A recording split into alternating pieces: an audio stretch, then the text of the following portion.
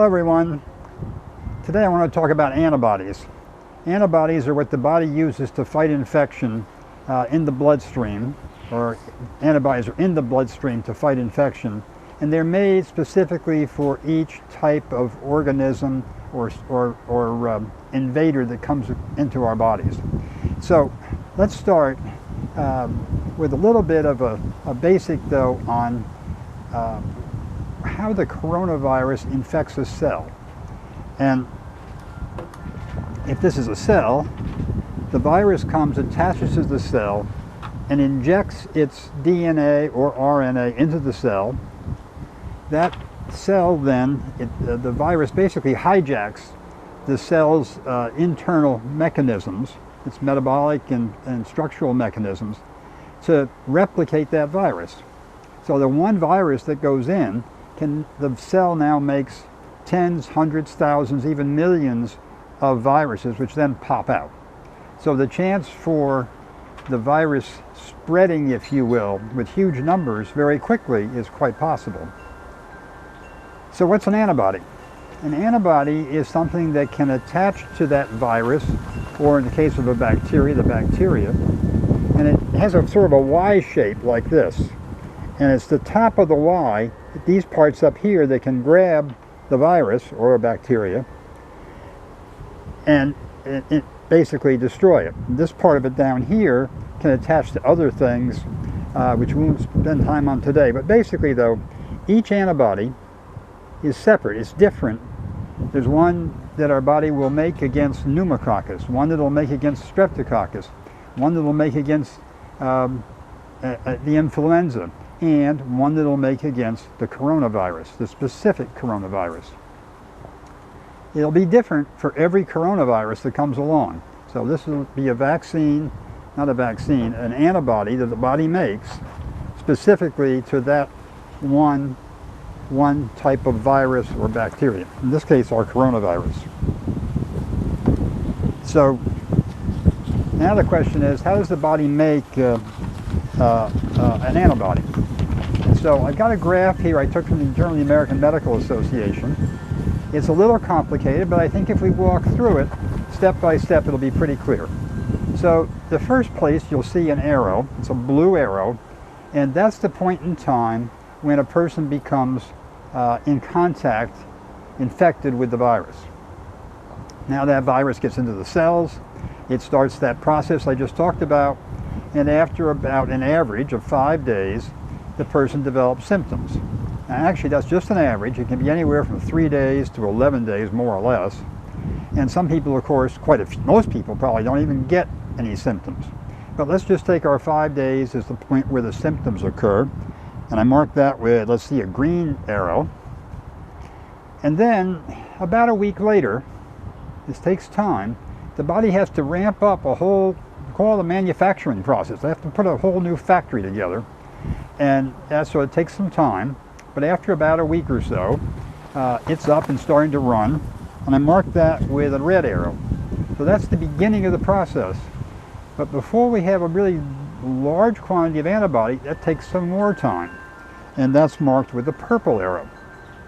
So you can see how we're progressing there. So we don't have that antibody right away. It has to be, that factory has to be built, and then it has to work. And then we have the antibody. Now, as the infection subsides, the antibody persists for weeks, months, but then it settles down. You can see that going out toward the end there. But then if we come in contact with that exact same virus or same bacteria again, it ramps up. But now, because that factory's been built, the memory is there. The key word is memory. And the term that's used is anamnestic response. I never can pronounce that well, but pardon me. Anyway, now the antibody can rise in the bloodstream really quickly. So we want to try and make use of that anamnestic response, but also that early response. So how can we do that? Well, there's about 3 different ways we can think about it. We need the antibody so that it can grab that virus and kill it off. And early on, when the person first becomes infected, if we could, and has symptoms, or we know they were infected, if we could give some antibody to them, you know, say by an infusion, that would be fantastic. And in fact, we can. What can be done is people who have had the virus already, had infection, were sick, and now made their antibody. Remember that high level of antibody persists for weeks or months. So if they would donate some blood, you can take the blood, separate out the red cells, save the plasma, and then pool that with many other people, say 100 other people who are doing the same thing. We have what's called convalescent pooled plasma, high concentration of antibody against the coronavirus. So now if we have these pools, when someone first presents with the infection, we could give an infusion of that plasma. Now that person, long before their body could make their own antibodies, now they have a very high concentration of antibody in their bloodstream, and hopefully would grab the virus and suppress the infection. Now in practice, there's not going to be enough pooled plasma. Not everybody who gets infected is going to want to donate. Not everybody who gets infected will have a high level. And you know, we'll just never have enough pooled plasma. So we got to have another approach, and that's called monoclonal antibodies. A monoclonal antibody is a very real human antibody. It looks just like, more or less, that the antibody that our body would make, and the reason is because it got started from an antibody from a patient who had the infection. You start with that, and I won't go through the manufacturing process, but anyway, it's using biotechnology, setting up cells that can act as a factory in the laboratory to make those antibodies and just produce millions and millions and millions of copies very quickly. So this process has been used, this technology has been used in all sorts of ways. It's used in a variety of medical situations, against rheumatoid arthritis, for example, against some cancers, and it can be quite effective. It turns out to be quite expensive. These are not easy things to do, and like anything, if you're only making it for a small group of patients, the expense per patient is high. If you're going to make a lot of it for a lot of people, the expense per patient would come down quite dramatically. Now this is what the president got a few weeks ago. If you recall, the way it was reported at least, his associate Hope Hicks became positive on a Thursday, so he got tested, and he actually developed symptoms that night, that Thursday evening. He was positive, had symptoms, and again, if I read the reports correctly, they said in the early morning hours of Friday, which I would take being sometime after midnight, he got an infusion of these monoclonal antibodies. They're made by Regeneron, and Regeneron has brought this forward. They actually have been testing it, so it's not like it was totally experimental.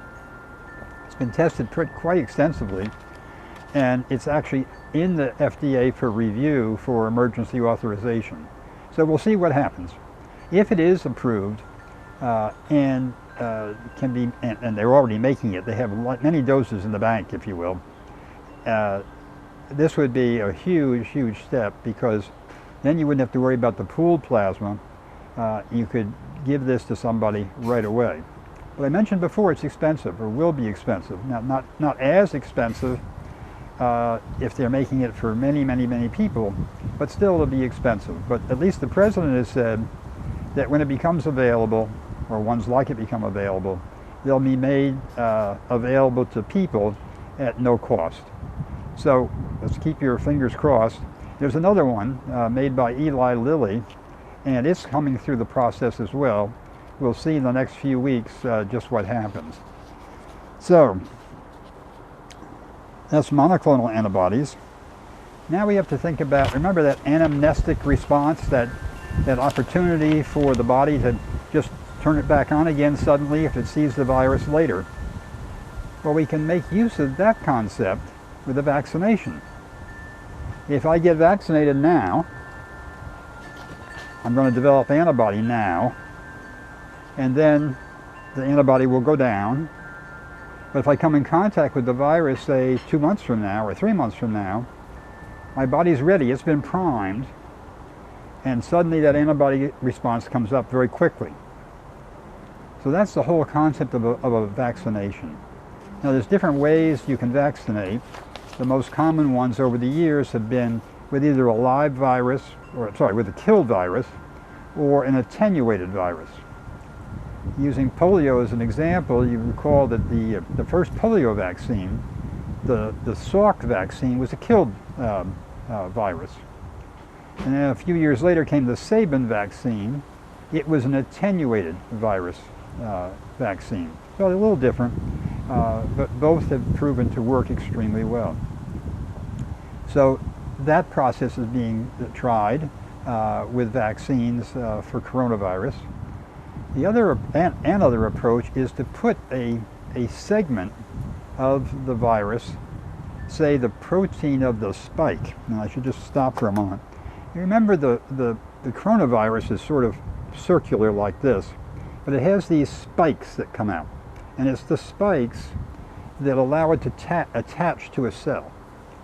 So if you could take the protein from those spikes and put that into a harmless virus and use that harmless virus for an injection, then the spike protein would be seen as foreign, an invader, and the body would build a reaction against it.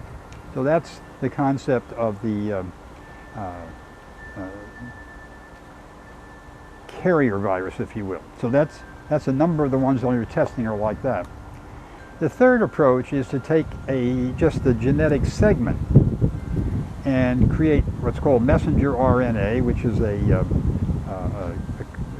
what the body uses to take from DNA to actually creating the proteins. So take the messenger RNA and inject that directly. It then, if it gets into the right cells, will tell the cell to make the protein, again against the spikes, those spikes.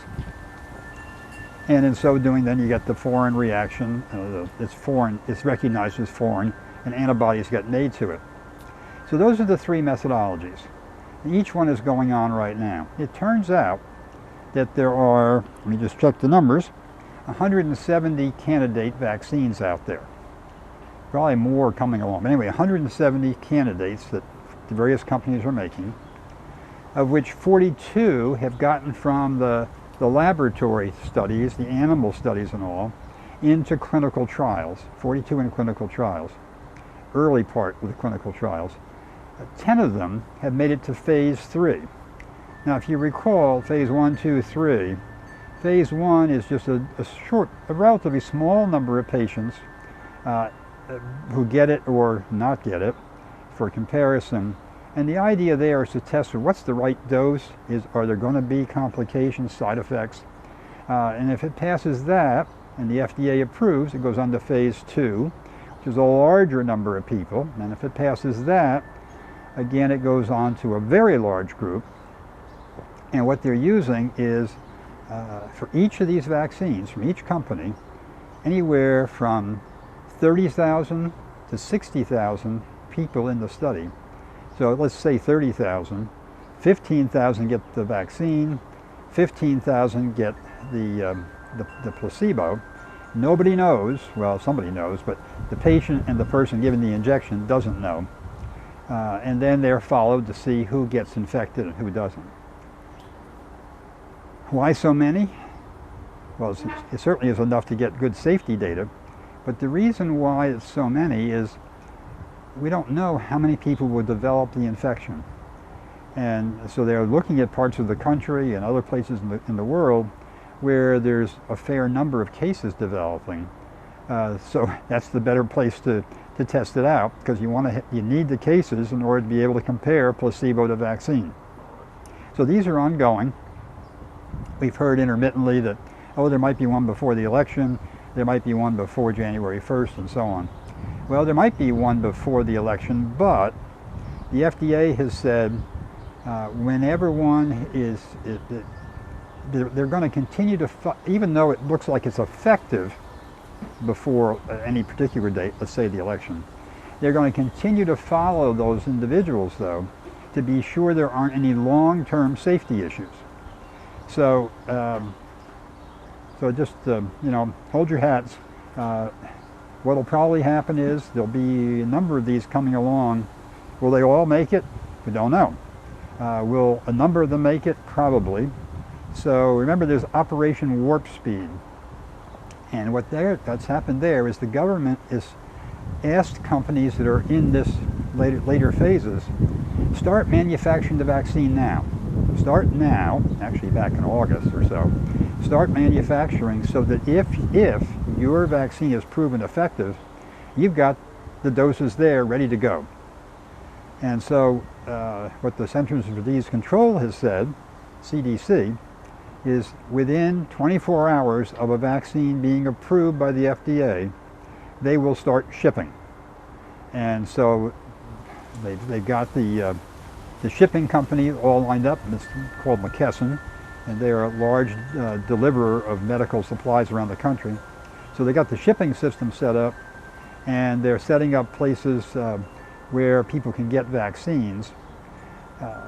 And that's really very important. If you have the virus, if you got the vaccine, you got it shipped, but there isn't a system to get it into people, then that would be something of a fiasco. So the CDC has said to those who are responsible for getting things set up, have it ready by November 1st. In case we have one, great. Whenever it comes, though, got to be ready.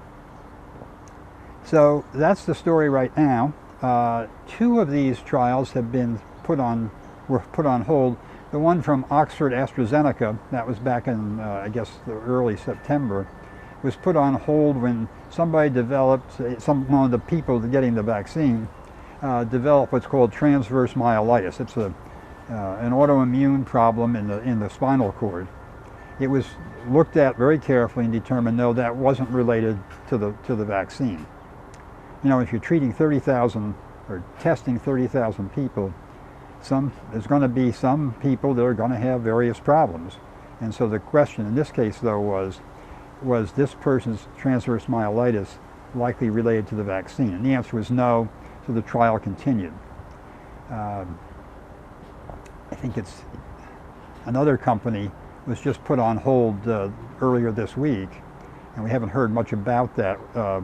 But again, that's appropriate. And these outside groups, outside committees, look at the data and make a decision, should it go forward or not go forward. And then when the data is there, these are called data review committees, and they are not related to the government, they're not related to the company, and not related to the people actually running the studies.